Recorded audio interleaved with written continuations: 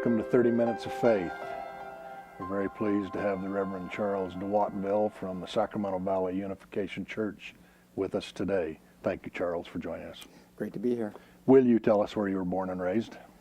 Yeah, I was born in Orlando, Florida, but my dad was military, so we traveled and I grew up pretty much all over the place.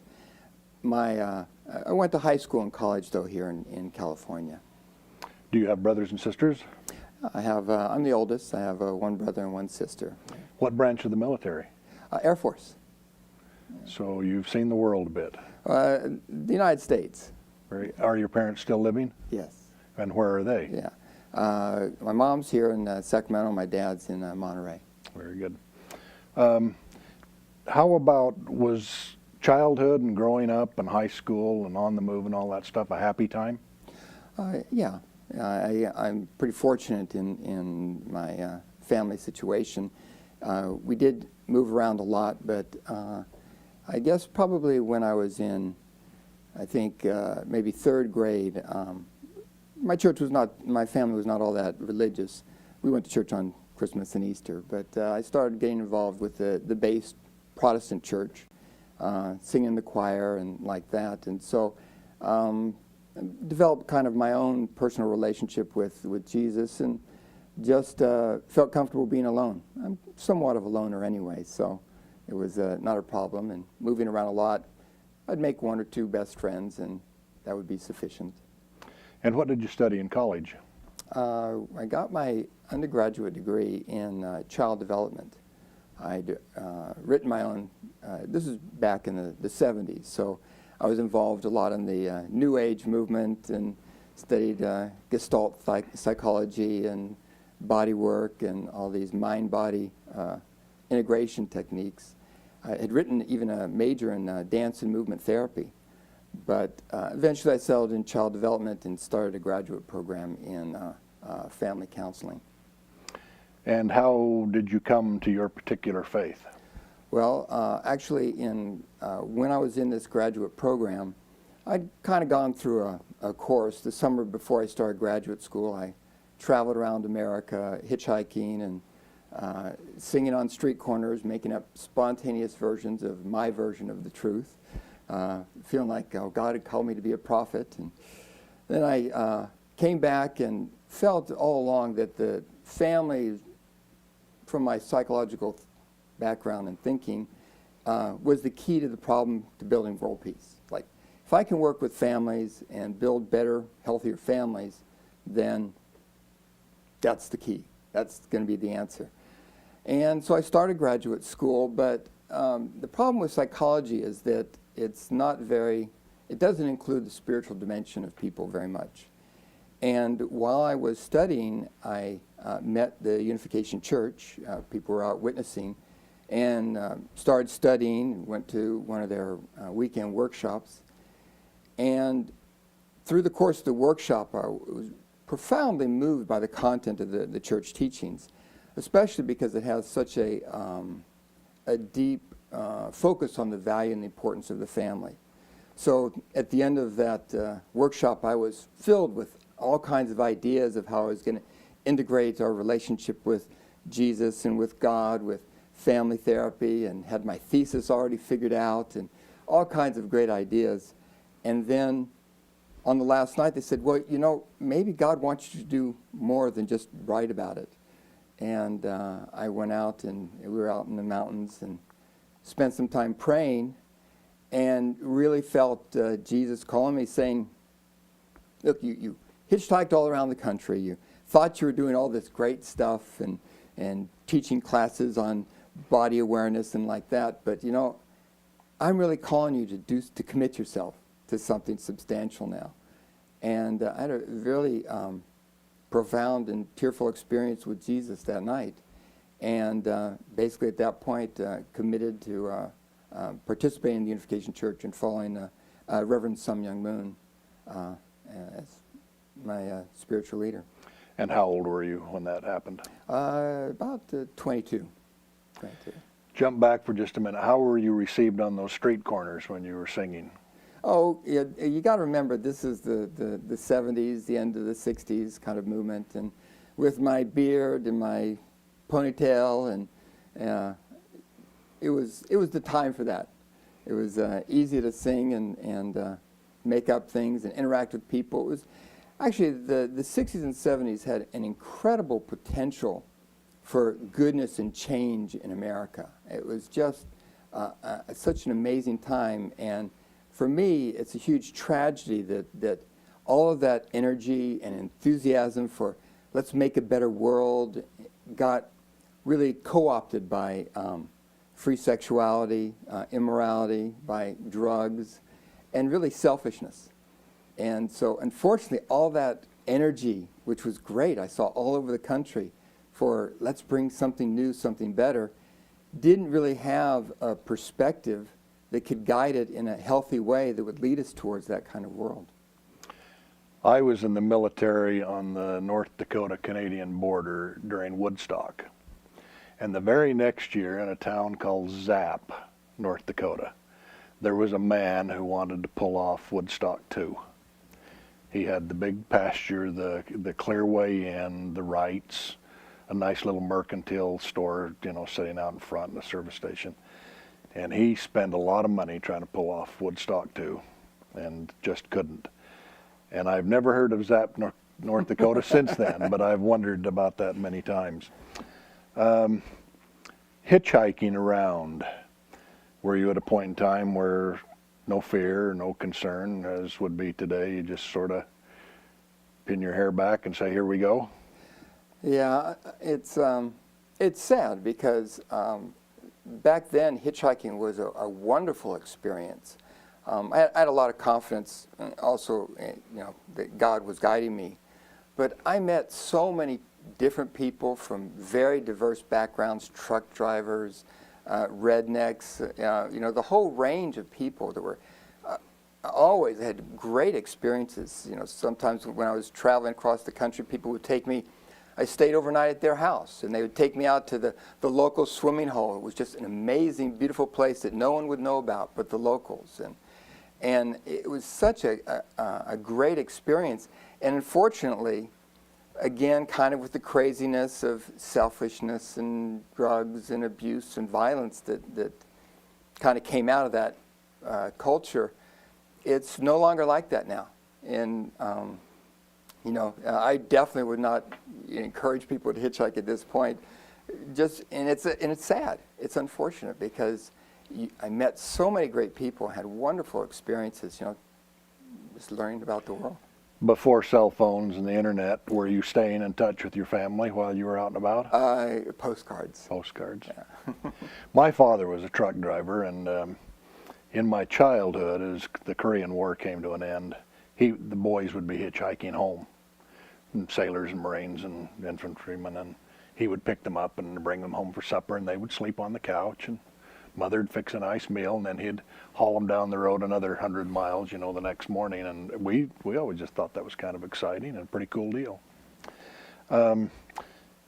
Before we go into family, which you brought up, and I'd really like to talk about that more, do you have hobbies and things that you can keep yourself balanced with in your life these days? Yeah, it's easy to get caught up because I both have a full-time job and also am a volunteer for the pastor position. But my main entertainment is usually reading. I like science fiction and fantasy. Fantasy more because it does more good and evil, kind of. I like that struggle between good and evil, and good usually wins. And good usually wins. And science fiction, not always good wins. So sometimes people like to be creative. But reading, I like getting out, walking. Always being in nature, whenever I have that opportunity, it's a blessing, but sometimes that's hard to make time for. Now you volunteer as the Reverend? Right. So you have a real job in real time? Yes. And what is that? I build databases, simple access databases for a company that evaluates social service programs.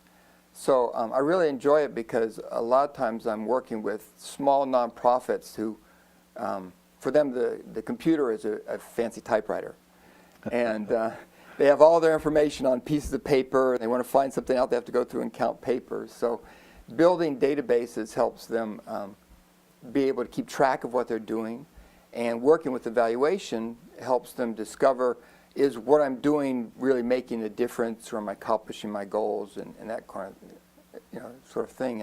And I really enjoy that kind of work because I feel like it's making a very positive difference in organizations who want to make a difference.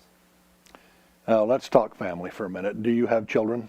Yes, we have one daughter. And is she healthy and well? And yes, she just got back from 1 year traveling around Europe as a missionary, church missionary.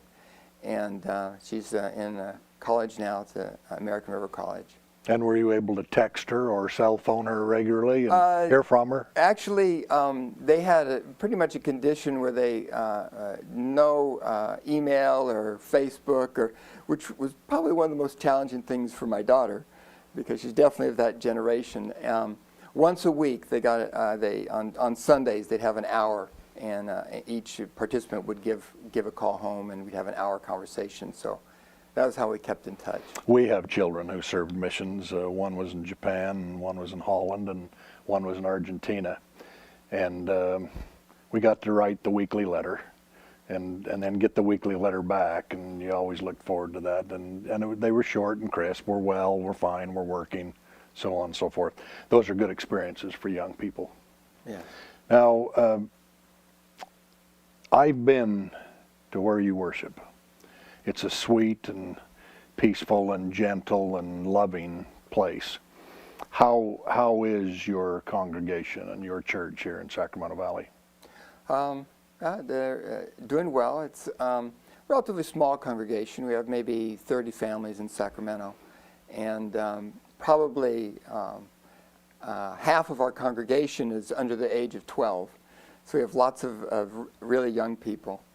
And we just, a little over a year ago, moved into that space that you visited. And that's been a real blessing to have a home where we can have more activities besides just meeting on Sundays. That was a nice feeling of goodness and godliness. Great. Where's the place of God in our society these days, in your opinion?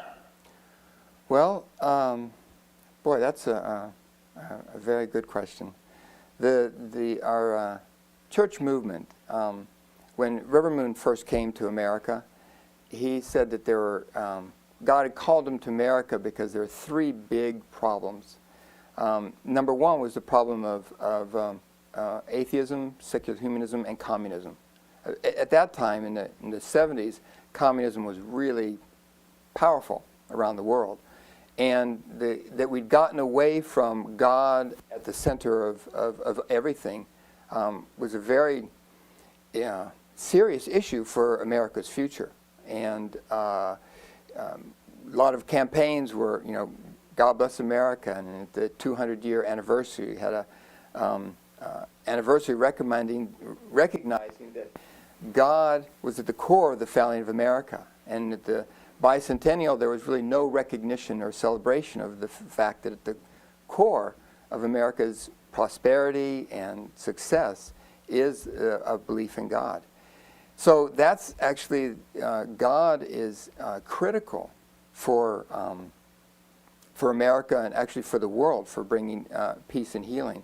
The other two concerns that Reverend Moon had was the breakdown of the family, which is the first place where we learn about God. Because even as children look at their parents, that relationship with their parents is the first experience of the Almighty, because parents are the Almighty for their children until they grow and can have their own relationship with God. But the third was the fact that Christianity and religion in general was so divided, so much in conflict with each other, so that the people who were representing God in the world were fighting each other. And this, Reverend said, this is one of God's greatest griefs and pains, that his children, who he loves desperately, are continually fighting and bickering and wars, so much violence. So the third main emphasis was, how do we bring people of faith together to recognize our commonality so that God can really work powerfully in this country and in this world? We've talked over and over in interfaith about being children of God, all of us. I mean, we're just repeating this, it's over and over. But interesting that nearly everybody claims to be a child of God, no matter who they call God or how or where. But the children of God can't get along. Right. And that has fascinated me quite a bit. I spoke to a high school religion class not too long ago, and the topic turned to family in the question and answer session. And it was interesting because these are awfully bright, capable young people, and they turned to the point of where their mothers taught them how to pray, or their fathers taught them the little songs of Sunday school sort of things, as well as the little ditties and the rhymes and all those other things. And as they went back, as they stopped to think about it, everything that they had learned that was basic and good had all gotten them started by their mother or their father. And as I sat there listening to them, I thought that's true with me as well. Yeah. Do you consider in your religion that we are brothers and sisters?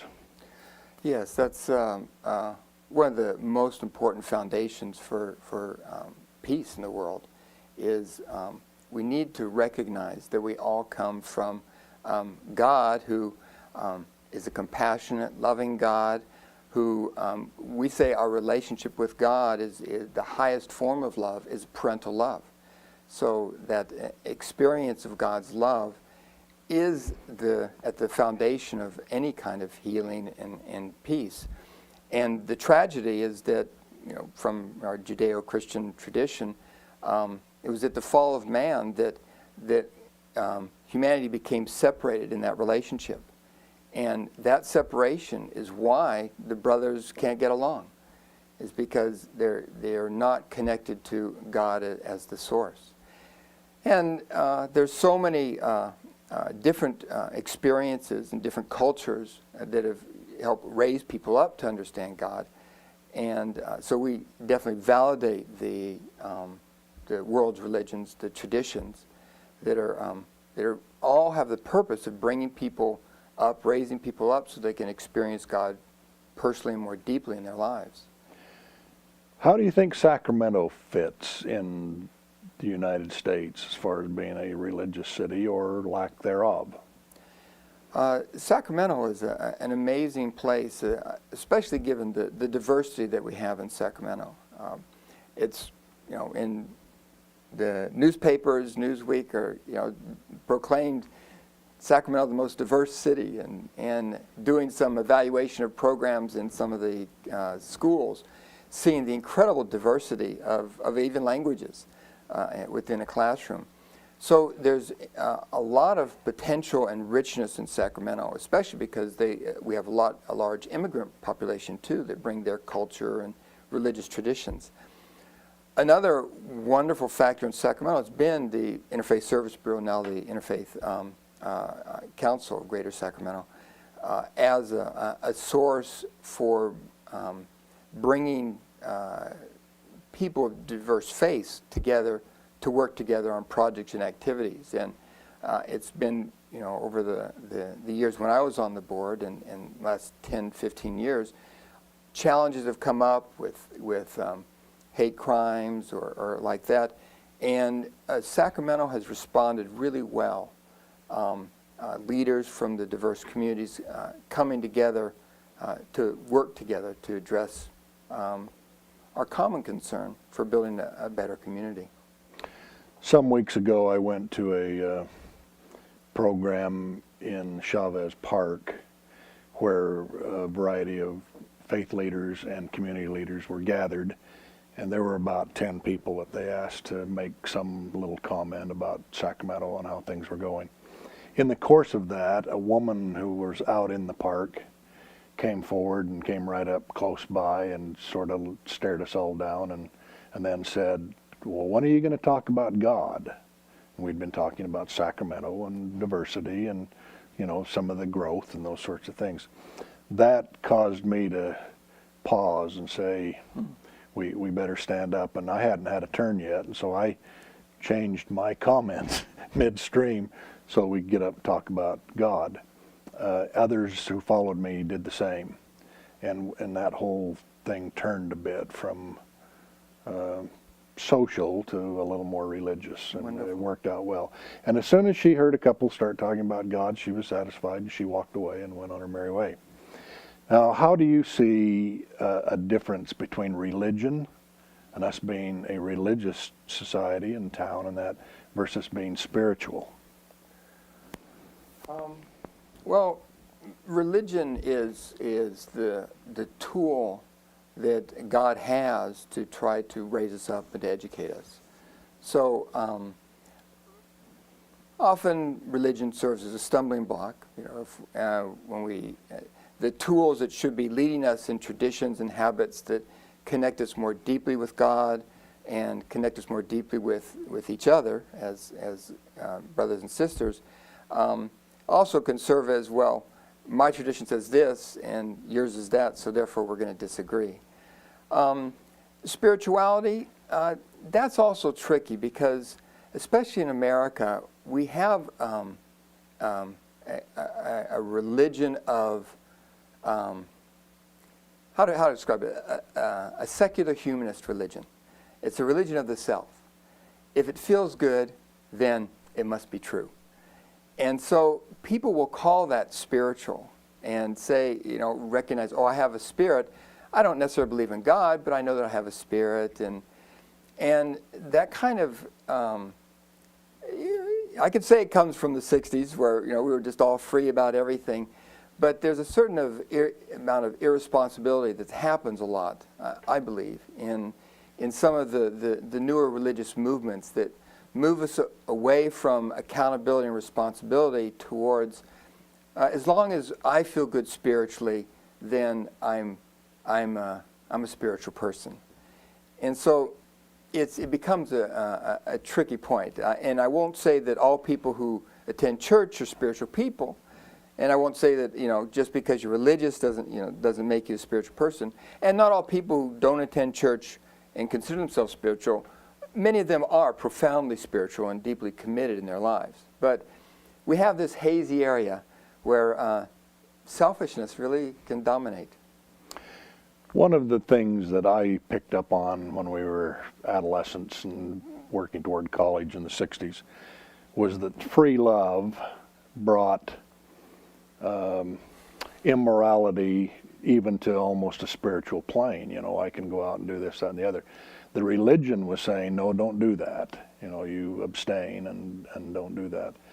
I talked to a man about my age not long ago who said he thought the greatest mistake he and his wife made was that they spent too much time talking abstinence and should have spent more time on birth control and what to do. I happen to disagree, but I thought it brought to mind one of the clear distinctions that our parents' generation didn't see, that our generation flowed through to, you know, the present time. You know, one of the core teachings of our church is that the fall of man, the original sin of humanity, was that Adam and Eve, before they had matured themselves, actually the first purpose in life is to come to know God as an individual and to be able to reflect God's love. It's kind of the Hindu yogi kind of perspective. That's the first purpose. On that foundation of knowing God and knowing who we are, at that point, the second great purpose in life is to create a family. So you have a husband who knows God personally, a wife who knows God personally, who commit themselves. And actually, we also talk about God as being, you know, we say Heavenly Father, but really God is our Heavenly Parent, a harmonized being of masculine and feminine. And we can reflect God's nature, not as an individual, but as a couple. So when a husband and wife unite, harmonize, committed to each other, completely giving to each other unselfishly, that creates a basis for God really to experience joy because he can see some of his nature reflected.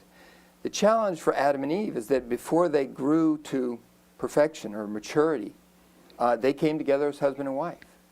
So the result is that the sexual relationship, which God designed to be the most profound, most beautiful, deep bringing together of a man and a woman so that they're no longer two people but one, it got mixed up with fear and confusion.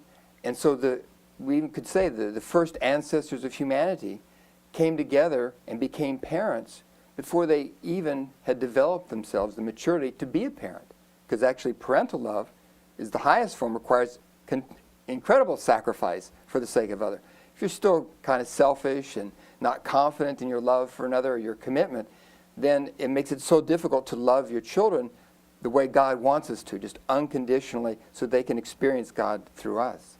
So with the problem of sexuality and the breakdown of the family, we're looking at the core root problem that we say of all sin and all problems.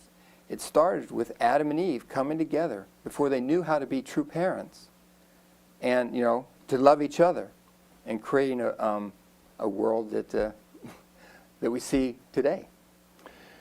I spent most of my growing up years in a bedroom with two older brothers, and we talked about a lot of things.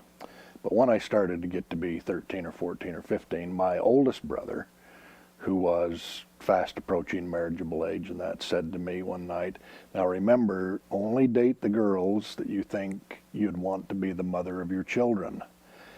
At that time, I was sort of thinking, I'm not thinking about that. I'm just looking at the girls and their hubba-hubba, But as time went on, that made a lot of sense to me. And he said to me after I was married, "She will bear your children one of these days, and then you will owe her big time." That's right. And that's turned out to be true. That's wonderful. It's worked well. Anything happened to you better than being a father? Absolutely. That's the most amazing experience. The universe changes when you become a parent. And in our teachings, it's so kind of the fulfillment of God's hope for each one of us is the first person is be a person of true love, create a family of true love, and when we can know and experience with our children God's love, then God can relate even more deeply and profoundly with us. So Reverend Moon's main mission, and we believe that Reverend Moon is the Messiah. We believe that Jesus called him to bring about change in the world, to lay the foundation for the kingdom of heaven on the earth, in the real world. We don't believe he's God, but that is his mission. So he's guiding us in doing that, and that's our hope and commitment, and that we can do with our lives, and particularly with our families. Nice visiting with you.